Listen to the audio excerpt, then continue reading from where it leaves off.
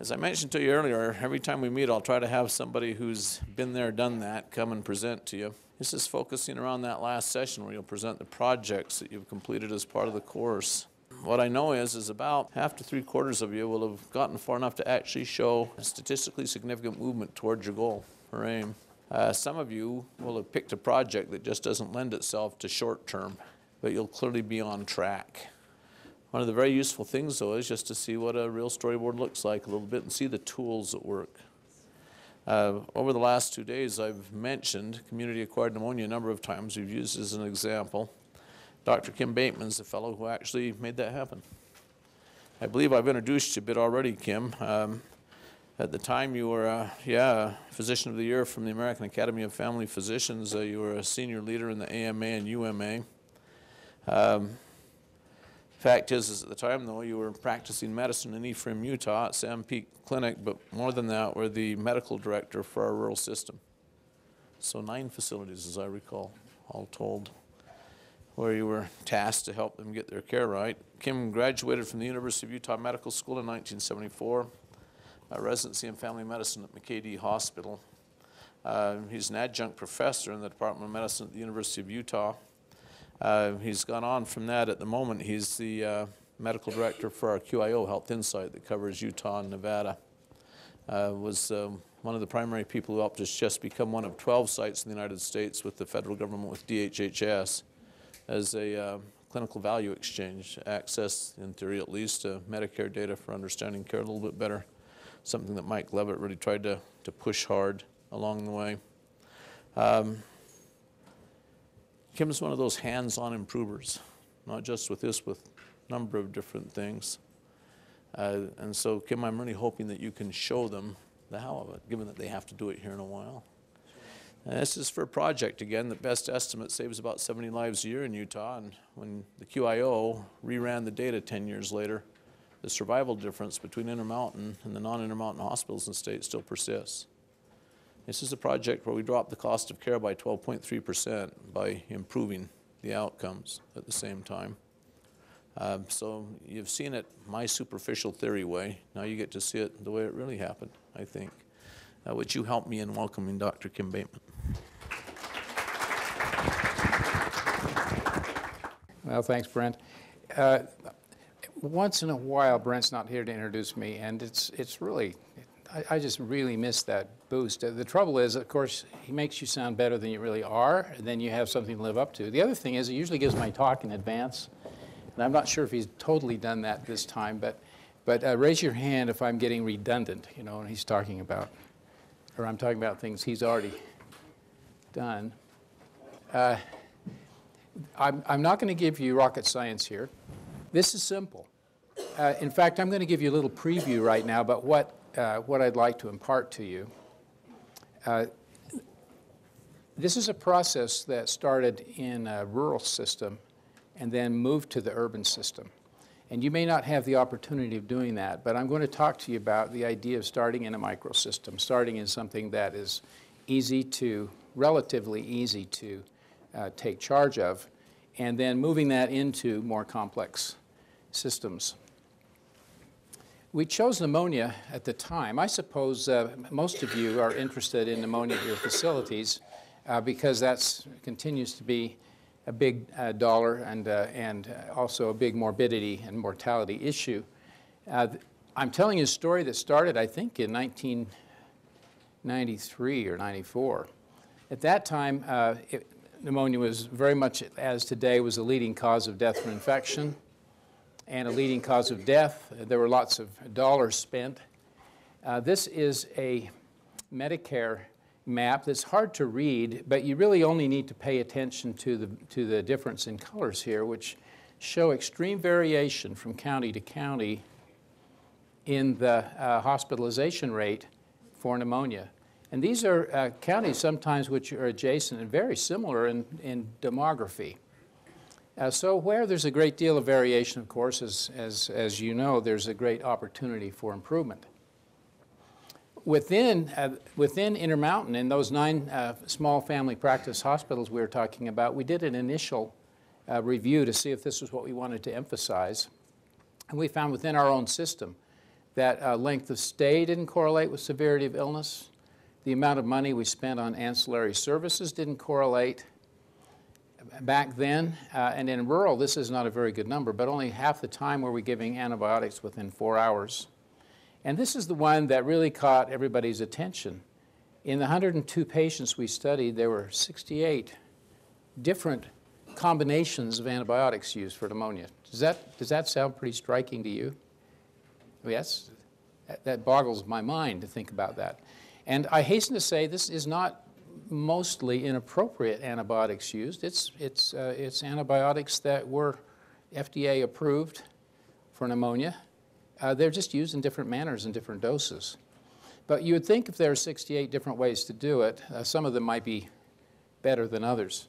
And one of the things we did in this project was to go beyond what most pneumonia guidelines do. If you look at the Medicare guidelines, or you look at the American Thoracic Society guidelines, which were the ones that we used as the Thoracic Society were the ones we used as a baseline, there are many regimens permitted in these guidelines, probably because it's hard to get consensus, possibly out of issues of fairness to everybody's point of view.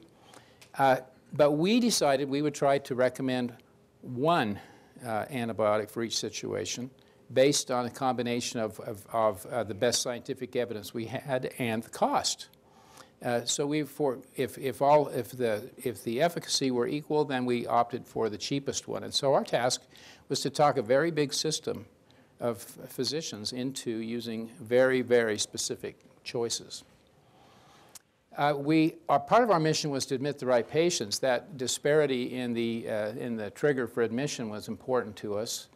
Empiric choice is an important concept here. Some of you may not be clinicians. At that time especially, with regard to pneumonia, most of us were still practicing the way we were trained in medical school about infectious disease. The idea being that you always get a culture first, and you don't choose an antibiotic till you know the organism. Well, it turns out in pneumonia, that isn't very practical. Cultures don't work, because if you want to get antibiotics within 4 hours of admission, you're not going to get a culture back in 4 hours in the first place. Looking at the sputum was what we tried to do, but studies of that show that the sputum is not a particularly good indicator of what organisms are there. We were doing certain things like invasive cultures. We were, going down the trachea to get specimens locally, even transtracheal aspirates. There were a lot of things we were doing to get the organism. But it turns out in pneumonia, what happens in the first day pretty well determines whether the patient lives or dies. And so finding the organism in time to make a rational choice for the antibiotic just isn't really an option. In fact, if you look at the literature on pneumonia, at least back at the time, there's some advances that make this a somewhat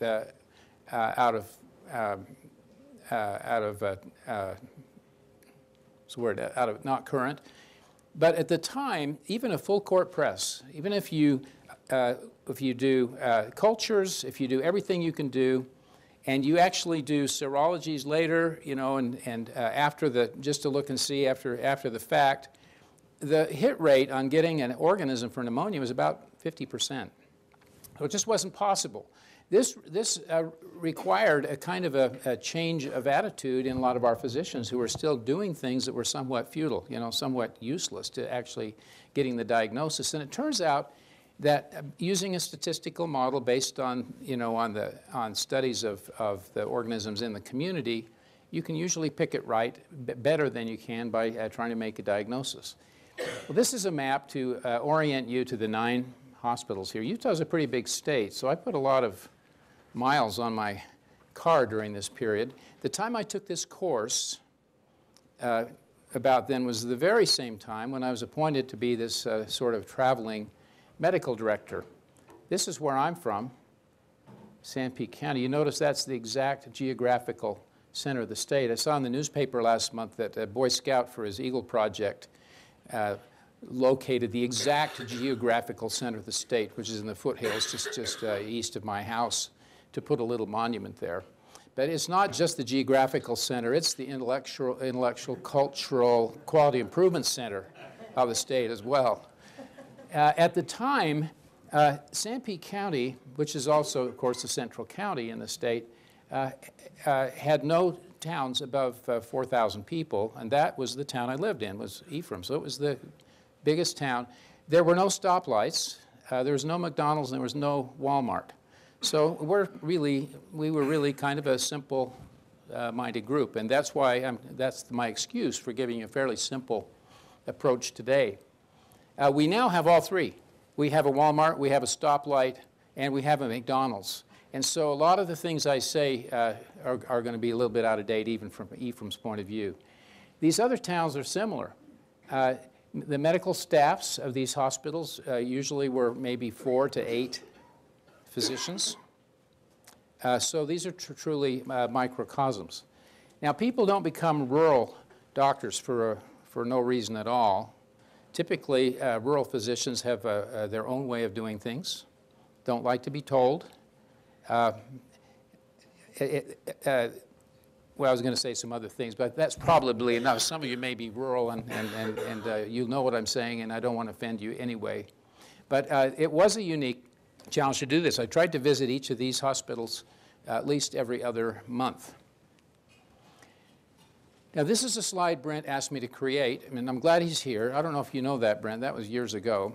He heard me give this talk, and he said, "You're not telling enough about the nitty-gritty of how you actually did it." So I'm going to take you through this chart.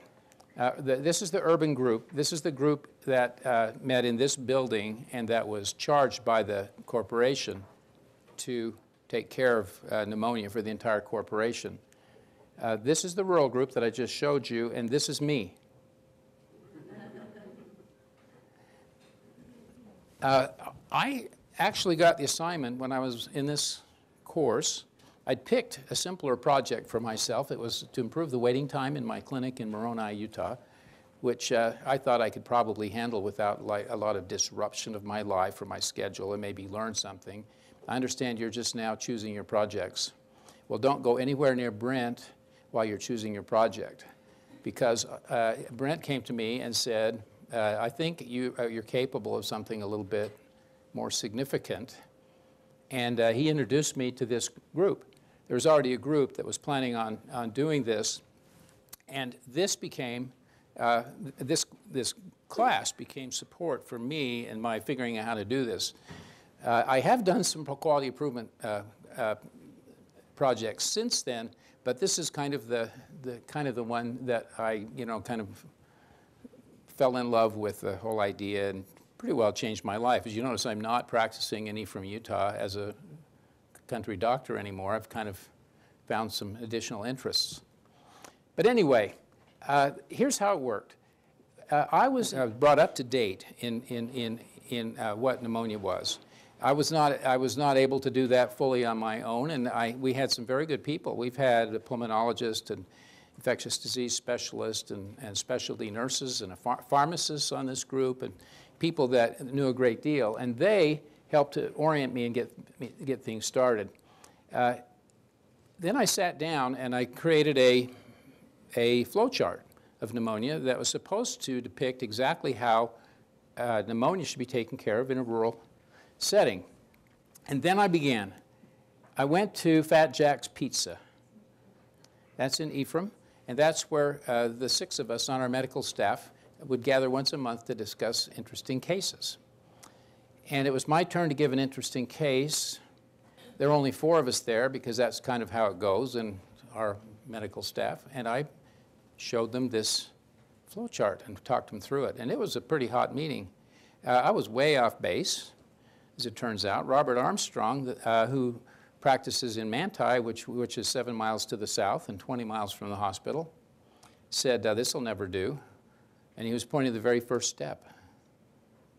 I said, what do you mean, this will never do? The first step was chest has infiltrate suggestive of pneumonia. And he said, well, we're not going to do chest x-rays on everybody that we treat for pneumonia. He says, I'm 20 miles from the hospital and I don't have an x-ray machine, and that's impossible for me to do. So the very first step was a very controversial one, as it turned out. removed the idea of starting our care process model. You know the word care process model is Intermountain lingo for guideline. You probably learned a lot of our vocabulary in the last few times here. So we took that out. So we allowed people to make a clinical diagnosis of pneumonia to start. And there are many others. But that got changed significantly. I brought it back, and after the first shock, the Salt Lake group, bless their hearts, realizing that this had to be a rural project, approved it.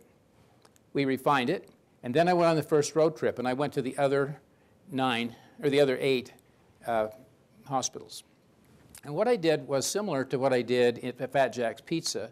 I went to their medical staff meeting. I didn't ask them to go to places where they didn't ordinarily go, and that's the key. And if you haven't learned that about getting physicians involved, that's maybe a very key point to bring home, that you go to where they are. You don't ask them to go to where you are if you want them. And we more or less arm wrestled and discussed, and basically it took 2 hours to go through that thing in each of those.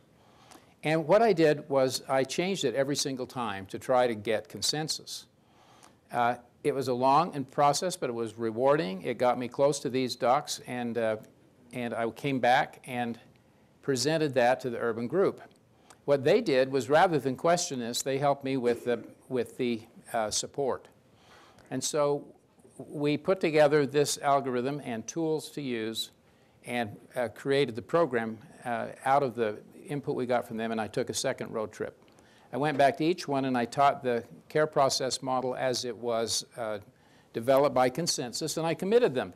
Boy, they were not exactly rushing to adopt it, but since I was their boss, kind of, I was able to twist their arms a little bit, and what I committed them to is that they at least look at it each time they have a patient with pneumonia, and then they either follow it or they give me additional feedback in writing and on the form which we'd put together. And so they all committed to do that, except one hospital. One hospital was not all primary care docs. There was a pulmonologist there that had kind of retired to a rural area, and he knew a heck of a lot more about pneumonia than I did.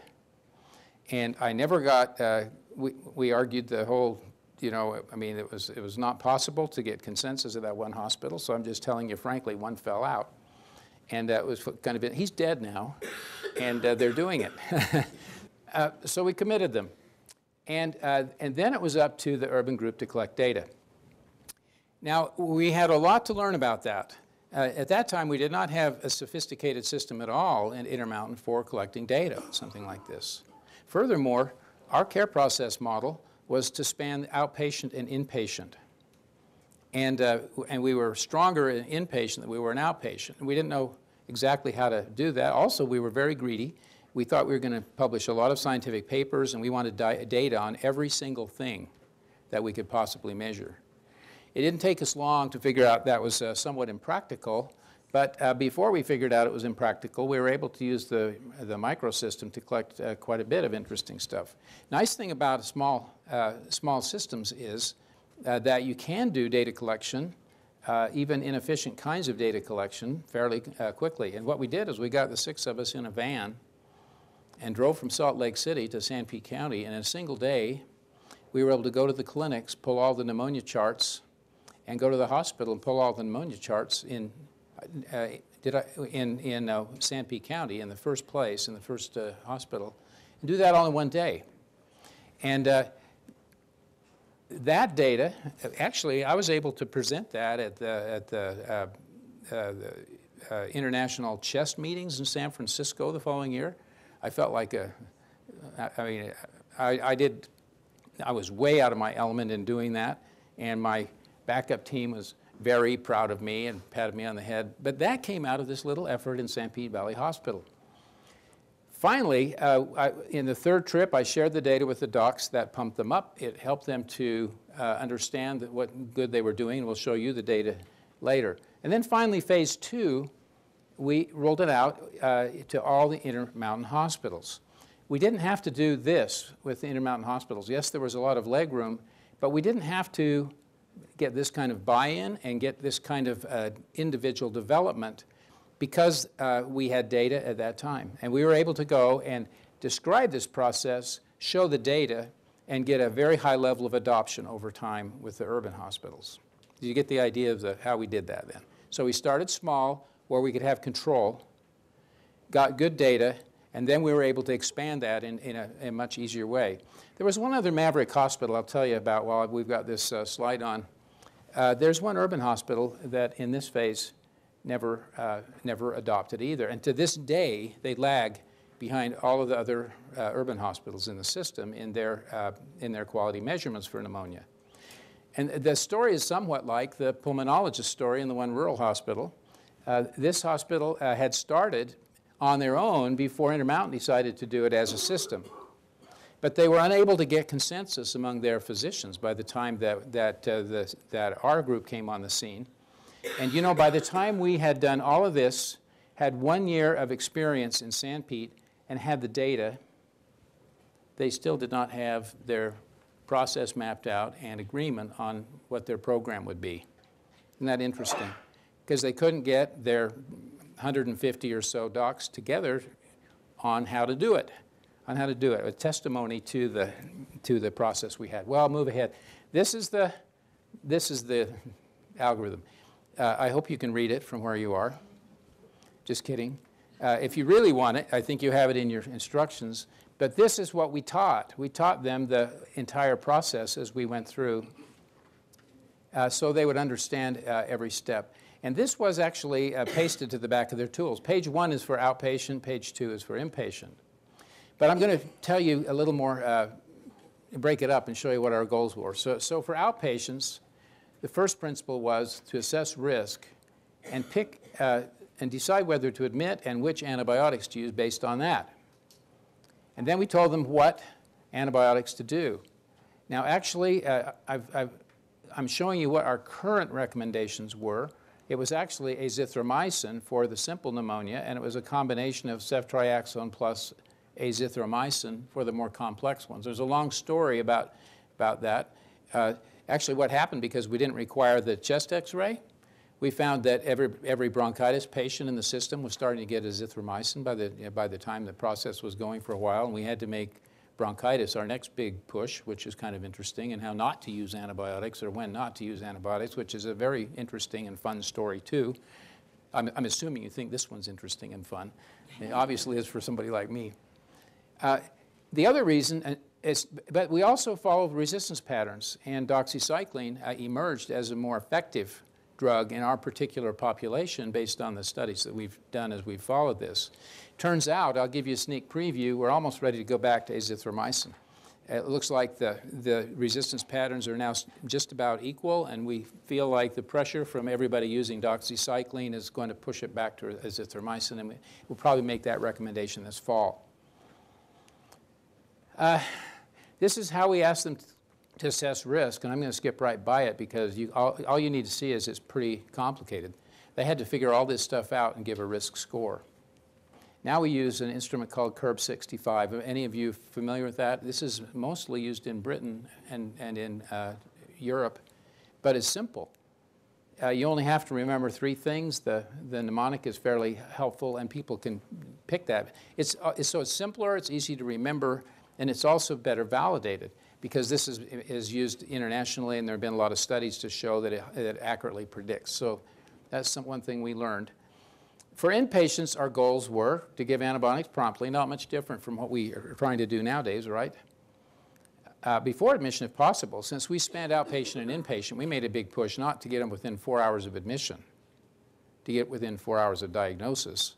And since a lot of these patients were coming from outpatient clinics and emergency departments, we were hoping to do that. Incidentally, that got us into some trouble once Medicare became interested, because we would often not have the first dose documented in the hospital chart, and it would look like we looked really bad because we were so good, so to speak. This is what we asked for them to use in the moderately severe pneumonia. Doxycycline was even then a backup in case of pregnancy. I've got a brand name in here. That's because I can't pronounce the generic name, but I won't say it, and then I won't be violating any principles here. What we really used was subcutaneous heparin to start with, because that's the time in which we were doing it. But we had another team that was working to prevent deep venous thrombosis. They were not as successful in penetrating the system as we were, but they penetrated our system. And so their recommendations persist in the pneumonia guidelines and probably contribute to the excellent results we get in mortality. And then immunization. We also recommended thoracentesis in those with effusion. What we didn't put in our care process model was cultures. We did recommend blood cultures if it could be done before antibiotics, but not for the purpose of guiding the treatment of the individual. That's how we've followed the sensitivities, and by looking at that from year to year, we've changed the antibiotic recommendations. We asked them not to do any of these studies unless indicated for other reasons. Often our docs were saying a daily chest x-ray when they'd admit people for pneumonia. No purpose in that. You know, it doesn't change the decision-making at all, and routine respiratory therapy. I'll talk to you briefly about our tools. This was the tool we did for outpatient, and I thought it was great. I mean, look at the colors on it. It's actually a stealth algorithm. You know, that big complex algorithm is built into this. If you look, you assess these risk factors and see that little arrow there? That goes to this and that goes to this. So it is really kind of an algorithm. And the idea was that we would reduce work for the doctor by letting them use this part as a prescription. You see that looks like a little prescription? It actually is. And the idea would be they would follow this, check the boxes of our recommendations, and let the arrows lead them to either ICU or admission to the hospital or outpatient therapy. If it was outpatient, they wouldn't have to find the prescription pad. They would put the patient's name right here, and they would pick the choice, and then they would tear that off. It's that kind of NCR, is that what's called NCR paper, where it sits on top of something else. You'd just pull that off, and you'd have what we call a self-coding data sheet, as Brent talked to you about self-coding data sheets for that in this class. Well, the idea was that we would have the docs themselves fill out the data sheet so we could do our measurements and our studies. And at the same time, they would have the algorithm listed. They would just have to go through it, checking boxes. They wouldn't have to write a prescription. They'd tear that thing off, be easy. Never got off the ground, really. Any ideas why? Too complex. What do you mean? We explained it to them. It's simple. Just check the boxes, but it's complex. Okay. There's some other reasons it didn't get off the ground. What else? Yes? Change in practice would normally... It required them to change? Yeah, that's for sure. If any of you are physicians, you'll know that you may have had some drug detail men that would come into your office and give you a prescription pad pre-written for the prescription they wanted you to write, you know, for their product. And you might have even accepted it. It might have been something you wanted. But then when it came time to write it, you couldn't find it. Or it took 2 steps to get to it, and you had a regular prescription pad in your hand, so you didn't do it. We had this kind of a problem. So we thought we could solve that. We solved the first one with education. We solve all these problems with education, right? So it was too complex. We just train them. And then the next thing we did was we said, let's just have them have that on the front of every chart if a patient might have pneumonia. So people like with upper respiratory or lower respiratory infections or could have pneumonia, we'd pin it on the chart, and then we'd just throw them away or recycle them if they didn't need them. Still didn't work. What's the flaw there? Who's putting them on the chart? Who's putting them? Well, the receptionist, of course. The least trained person in the clinic, least able to predict who's going to have pneumonia, and also the one with the most work. Right. So it didn't work. Since then, we've been trying to do this electronically in emergency departments. We've tried to figure out ways to forewarn docs that this is going to be pneumonia, so we can bring the algorithm electronically into their computer or at least bring the paper into their hands. And the results of our studies were we couldn't find any set of clinical indicators in the emergency department that were accurate enough to predict pneumonia. Isn't that interesting? I mean, going in, I thought pneumonia starts kind of like a cough and a chest cold, and then pretty soon you get a fever, and then you've got pneumonia. That's atypical.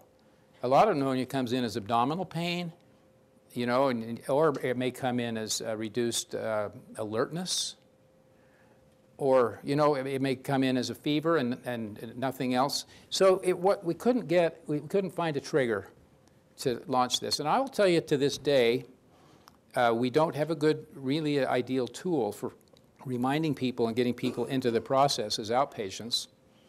And we don't have a very good reporting tool to this day on what goes on in the outpatient. So this is a weak part of our project. Although we succeeded for some other reasons, which I'll show you. I hope we can end with a kind of a positive thing. But I want to show you that, because even the best design plans, and this we designed in Salt Lake. I mean, this wasn't a real product. We signed this with the real experts did this. And I was chief among them. And I'll tell you one other thing. We did get a lot of these back. We got maybe 20% of the cases came reported back on this because the docs were trying really hard. And they were putting comments on here that were useful when they didn't agree with the thing. Like, I'll take a diversion here. Old Dr. Speakman in Mount Pleasant. He was 65. I thought that was pretty old then. And about ready to retire, and he didn't have a lot to add, but he did something which changed this for the entire system. On the bottom one of these, they kept coming back, that he didn't want to. These were moderately severe outpatient pneumonia, and what we had said was they should have intravenous ceftriaxone. And we scratched our heads and we bargained with Medicare, and we did all sorts of things to try to figure out how to make it financially feasible to get an IV infusion paid for and to get the patient into the emergency department or to set it up in the clinics to give that intravenously. He said, in his reason for deviating, he says, I just give him a shot of Rocephin. I'm quoting him. No, he didn't say, yeah, Rocephin, and see him every day. So he's just giving him a shot. And that was kind of tacky then, because lots of rural docs were just giving a shot of Rocephin for anything that came in the door that could be an infection, you know. That turned out to be a key to keeping people managed well with pneumonia outside the hospital. And we integrated that into our program, and that may be the single most important discovery we had in making this a process that was usable, and it came from old Dr. Speakman, and came by somebody who filled out this report. We studied the 20% where the reports came in and looked at the results compared to the 80% when they didn't. Do you think we found that those who used the reports did better? They did. They did about 50% better. So if you can get a tool that people use, it does keep them on track. But if you get a tool they can't use, of course, then they can't use it. So this one went in the trash. This is our other tool. This is our inpatient tool. And this, I think, is the best thing we did. This may be the key to our great numbers that I hope to show you later. That just looks like standing orders, right? It's much more than standing orders. It's stealth standing orders because it has this right here. And those of you who are used to standing orders, if you can possibly do this, think of this trick. This says bold orders are in place unless crossed through. What that means is that if the doctor does nothing to this, the orders are perfect according to what the pneumonia experts recommend. You follow me? Here's my mantra: make it easy to do the right thing. So if you can make your system so that the lazier the person, the more successful they are, you're gonna let human nature work for you. Well, the docs didn't like that because they like control, but they quickly changed their minds as they used it. Because you can, there's plenty of ways to change this, but you have to do something to change it. You have to think to change it. You have to, therefore, usually with the theory is if you think to change it, then you're going to make a positive change. The nurses loved it. Those of you who are nurses, why would the nurses love it? Or would you agree with that? You can read it. What else? Standardize, right. You know what's going to happen, right? Every doc is going to be doing it roughly the same way, and if they aren't, if they call in and say, okay, I got pneumonia coming in, this, remember, is a rural hospital, the nurse can say, okay, can I pull the Intermountain orders? And the doc says, oh, well, sure. And so instead of sitting there on the phone and making up a set of complex orders for pneumonia, as we do right in the middle of our busy day, right? Trying to figure it out and think it on your feet. Something that's been thought out and tested, vetted, and the data analyzed and shown to save lives is going to go there in its place, and the nurse is going to be happy because she doesn't have to wait, you know, for this. She doesn't have to transcribe everything. I mean, it's cool. Okay, so it really caught on, it really worked. Now, what's the downside of this? See if you can find our Achilles heel on that one. Well, one is if you standardize too much, people get, you know, cookie. But I don't think we had that problem too much. Here's what we had. When we make site visits, here's the key to that one. Do you see the number right there? We made one of these every year because we updated it as we got new evidence. And they did what I've done to this slide set. They would just wouldn't update. And sometimes we'd go to a hospital and we'd pull open the drawer where they keep the standing orders and we'd see 65, 66, 68, 2003, you know. And so turning those over was a problem. Now, it feels a little silly telling you that now in the days of, you know, of the internet. And now in our intranet, we just post this and we don't shuffle the papers and we don't send them out to the hospitals. But for the years I'm going to show you our data on, that was a significant problem, was getting people updated. Well, here's the initial data. Sanpete Valley Hospital. This is a 18-bed hospital, and this is where Fat Jack's Pizza was. We introduced this thing in January of 1994 to that little medical staff. And then we came back in the van, as I told you, in 1995 to collect the data. Percent admitted went down, just as we'd hoped. Went down significantly. The length of stay went down too. Now that is paradoxical, isn't it? If we only admit the sick ones, wouldn't you expect the length of stay to lengthen?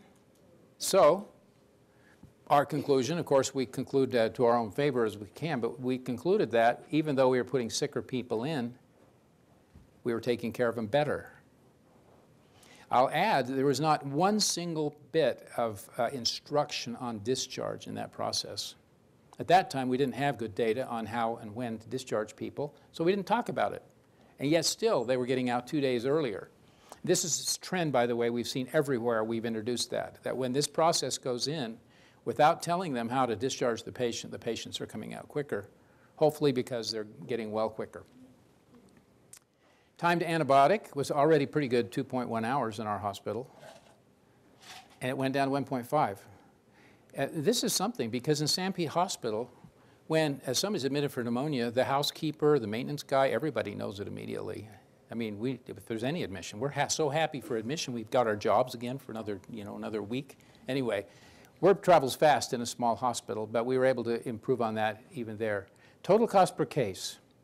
Now, this is averaging inpatient and outpatient cases, so it wasn't that cheap to take care of a case in the hospital, but it was pretty cheap compared to nowadays.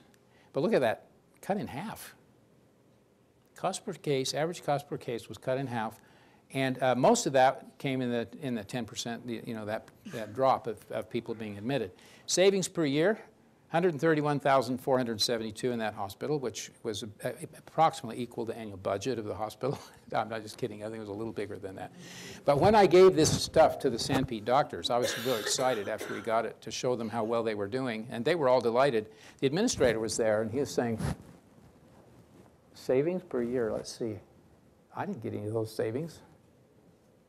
In fact, it was detrimental to the hospital, right, because we were reducing his length of stay, we were reducing the number of patients being admitted, which is another issue. And if Brent hasn't talked to you about that yet, or if your own administration hasn't talked to you about that yet, of course, that's going to be an issue for everybody. That's the problem, isn't it, with quality improvement, is when we save money, we don't always save money for the people that have to fund the quality improvement.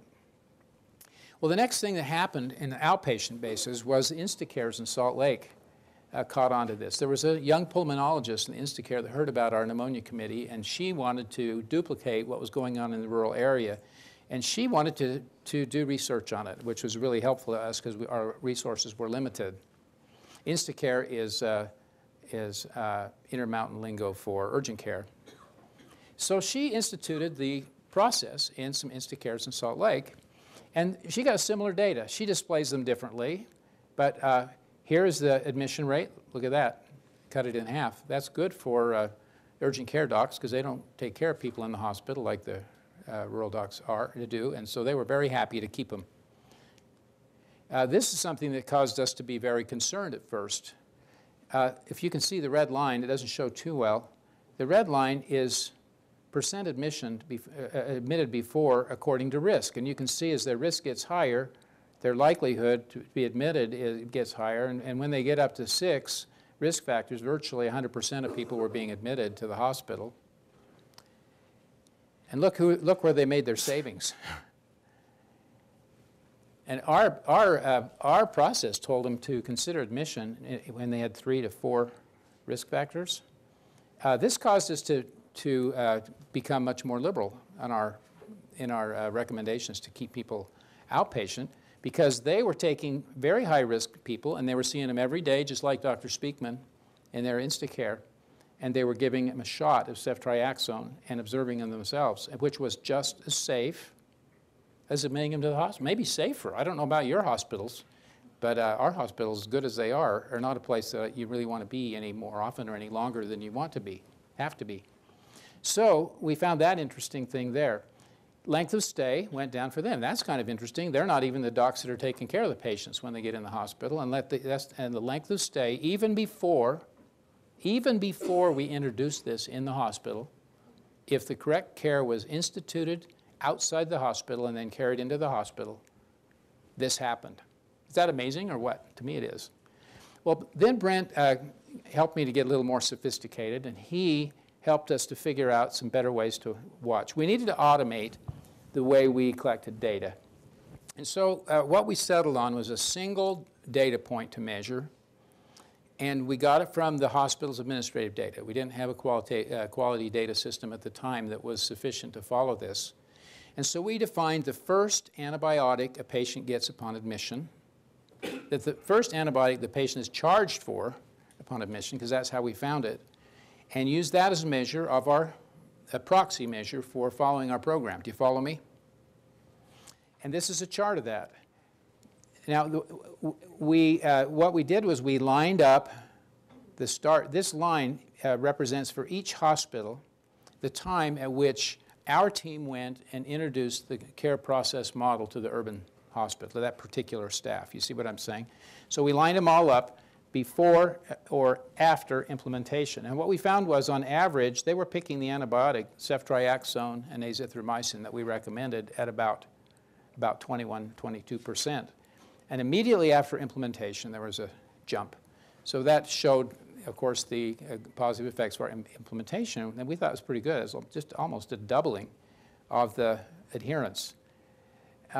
Here's a study that we did in a different way. We used that initial data to define loose compliance and strict compliance. Strict compliance means that exactly what we recommended was done. Loose compliance means something compatible with the American Thoracic Guideline was done. So that's any approved antibiotic. And what we found out is that the mortality was much better on the specific antibiotic that we recommended than on any approved antibiotic. So this would be the equivalent of what the Medicare guidelines would have us do right now, for example, compared to those who did neither. Well, we found that within a year or two, we were at 56 compliance. I've forgotten the exact time point. And so we calculated 30-day mortality, and we estimated 30-day mortality and found that 636 lives were being saved per year, and we later revised that to 60 when they reached 90%. And later numbers you'll see are even better. What did Brent say, 70 lives saved? We found the point of this slide is that if you use terminology that is meaningful to people, you get better understanding and better compliance. And these are the numbers we started telling people. The 30-day mortality turned out to be the most significant measure we could find. And we would say you're saving X number of lives, if you see what I'm saying. That's a kind of an outcome measure that speaks to people. We did a study of all Medicare patients in cooperation with the QIO locally who had access to the Medicare and Medicaid data. At the time, I was not affiliated with them. Actually, probably the fact I work for them has something to do with what we're seeing on this slide, because as the pneumonia team, we went to them and we were able to get Medicare data for 5 years in Utah, and after eliminating nursing home cases and pneumonias that weren't community acquired and so on, we ended up looking at nearly 30,000 cases of pneumonia. And what we did was we compared the hospitals in which we had introduced the CPM to those without. Essentially, that was the Intermountain hospitals to all the others. And we lined them up the same way as to the time of implementation. And this is what we found. This is published in the American Journal of Medicine, and is, at least at one point, was thought to be the only case in which a care process model was shown to actually significantly change mortality. But what we found was mortality before implementation was similar in the two groups, and after the groups, it diverged significantly. And this equates to 89 lives per year if you calculated it out for the Intermountain hospitals. But this, we think, is a very significant change. Incidentally, this increase is also significant, this increase for the other hospitals, and that paralleled national experience. During that time, Medicare pneumonia patients were getting out of the hospital quicker and sicker, as they say, and the 30-day mortality was actually being observed in some studies to increase about this rate elsewhere. In the meantime, we kept plugging along, and you can see this is a similar measure to what I showed you earlier of compliance. Here's the 50, or about 56, which I quoted before, and each year we saw an increase. Now there's a moral here. Finally, it took until 2005, this was like 10 years after we introduced it to the urban hospitals, that is stabilized. We actually peaked above 80, we got up near 90, and it's dropped down. And I think some of that is because it's been hard for us to keep the gains. But we've kept a very remarkably steady compliance rate to the initial antibiotic choice. But the real moral here is we got some quick gains, but it took us years to peak. I don't know about you, but I get frustrated in my quality improvement efforts if we don't get it done in a year, you know.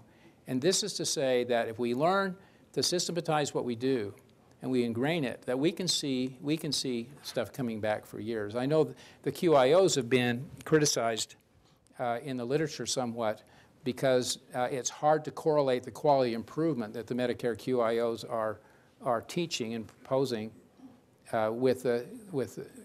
it's hard to measure the improvement that comes. But we're always measuring it in units of a year or 2 years. And we're also changing the goals for the QIOs every 3 years and taking them off this project and putting them on that project as an example of the losses we might have by hit and run kind of quality improvement thing. That I think we need to pick significant efforts and then stay with them. Now we stay with pneumonia in a particular way. We update it and change the recommendations every year, but we still push, we still drive at it. Brent mentioned that we did a second 5-year study after the first. That 5-year study, I've forgotten the years, but I think it took us through 2005 or 2006. And I'm not going to show you directly the diversion between the hospitals in and out. Actually, the gap is getting smaller because the other hospitals are catching up with the emphasis on pneumonia in the last few years. But I'm going to try to explain this graph to you, which is a little bit over my simple capabilities, but some of you can maybe rescue me. But what you can see, this is a trend chart, and this is only Intermountain hospitals. The size of the circles roughly represent the size of the hospitals, so the little ones are the little hospitals. And 1 is the state odds of mortality, 30-day mortality is 1, okay? So if you take everybody in the state together, this is the 30-day mortality from pneumonia, and you can see almost all the Intermountain hospitals have a risk of mortality lower than the state average. You follow me? One big hospital doesn't. Guess which one that is? Yup, the one I talked to you about. One small hospital doesn't. Guess what one that is? No, it's not the one where the guy died. This is a very small one, and we think it's a statistical aberration because of the smallness of it. We've studied it intensely, and now they're somewhere down in here. they only had something like 4 deaths that year, and so it was probably just that statistical variation. But what you can see is the more, within our system, compliance with the care process model, this is degree of compliance with the antibiotic recommendations. You can see this little rural hospital did it 100% the way we recommend, which may be a little too high. But the mortality seems to link directly to the adherence to the antibiotic recommendation. That's the point. And it's much more fruitful for us to compare ourselves to each other than it is to compare ourselves to outside groups. That's why I prefer this slide. So we can go and we can then identify to the various hospital staffs where they lie and pretty well show them that the better they do in following the guideline, the less deaths they're going to have. We're now a lot more sophisticated. Now that Medicare has made this an issue, the Intermountain has made this a board goal to do well in pneumonia. That means every hospital administrator's bonus is tied to how we do with pneumonia. Boy, is it easy now? You know, it used to be that it was tough sledding. We're a group that is highly invested because of Brent in quality improvement. But getting Medicare to publish the data publicly and to do pay for performance for the hospitals has given us the means to do very, very accurate tracking. And you don't have to look at this, but you can see the complexity. These are the hospitals, and these are all the Medicare, all the things that are Medicare and other people are looking at, and this is whether we're on track or not, and we follow it very closely. But I don't want to talk to you about that complex stuff. I want to talk to you about the old days and the lessons that we learned that way. We have room to improve. First of all, we should have addressed length of stay, and now we have. At the time we did this, we believed that you had to be, some of you will remember this, we believed you had to be afebrile for 1 or 2 days before you could go from IV to oral antibiotics, and then you had to be afebrile for another day or 2 before it was safe to send you out. And there are good data now that show that that is baloney. You know, you don't have to do that. And once the indication for the parenteral antibiotic is no longer there, and we have that in the intake side of the guideline, once that's gone, then you can change them. So we have addressed that, and lengths of stays have come down significantly since we addressed that directly. Compliance with non-antibiotic components of the guideline is still poor. I told you we settled on one measurement, just that first antibiotic to focus on because of our inability to track all the other stuff. And guess what got 90%? That was the one that got up to 90%, and these didn't. Now we're working, well, we're not working on that one, but we're working on DVT prophylaxis and the other things, and they've come up, but only as we've started to be able to measure them. I talked to you about our problems with data collection. We've learned a lot about that. One of them is to pick a single indicator if you can't do more and make sure it's a good one. A problem we had was we couldn't measure morbidity. 30-day mortality was the only measure. Because of that, because a lot of patients don't die, it's hard to measure how well we did on them. It also made it impossible to give individual data for physicians. The average doctor in our system sees 8 cases of pneumonia per year, the average primary care doctor. And a mortality rate below 10%, you know, it's not likely that we'll even get a 30-day mortality in a year of following. So we couldn't tell people their individual data, but at the hospital level we were able to give good data, and that proved to be good enough to motivate. You can see that our care process model was too complex, and the things we do now are much simpler. One of the lessons we learned. Another one, I already confessed, some groups never adopted it. So we weren't perfect, but we got some good things done besides, without being perfect. And we didn't ever solve the outpatient tool. And I sincerely regret that I went out there and pushed a tool that increased their work. I don't do that anymore.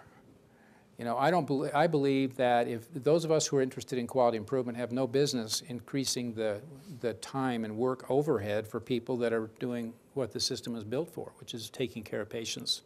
It's counterproductive to take 10% of a doctor or a nurse's time in documenting our improvement programs or that sort of thing, you know, if we can do it.